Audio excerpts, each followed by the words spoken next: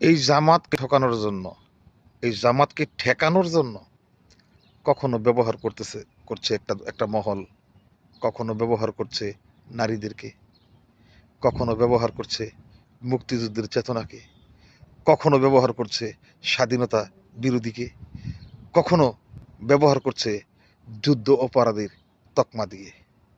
শেষ পর্যন্ত কি হলো? শেষ পর্যন্ত ব্যবহার করলো কোন জায়গায় এটা জানেন?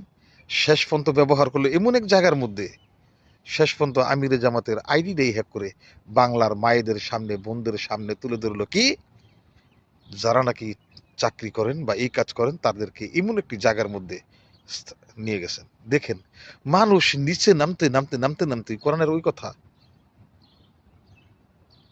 মানে মানুষ তোমরা এতই নিচু, এতই নিচু, তোমরা নামতে নামতে কোথায় নামছো তোমরা নিজেরা জানো না। ব্যাপারটা হয়ে গেলে এরকম। দেখেন, আল্লাহ সুবহানাহু ওয়া তাআলার সম্মান যাকে দেন, এটা কেউ এটাকে অক্ষুণ্ণ করবে আর কোনো সুযোগ নেই।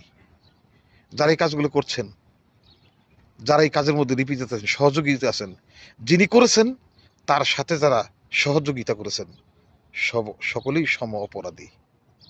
অতএব এগুলো করে ইসলামের বিজয় ঠেকানোর কোনো সুযোগ নেই, পারবেন না। ইসলামের বিজয় হবেই, হবেই ইনশাআল্লাহ। আমি চাই ইসলাম জিতে যাক। নাফরমান বেঈমান যারা, তাদের জন্য এই জমিনের মধ্যেই দাফন হয়ে যায়। আল্লাহ সুবহানাহু ওয়া তাআলা যেন তার দ্বীনকে বুলন্দি করে নেন। আসসালামু আলাইকুম ওয়া রাহমাতুল্লাহি ওয়া বারাকাতুহু।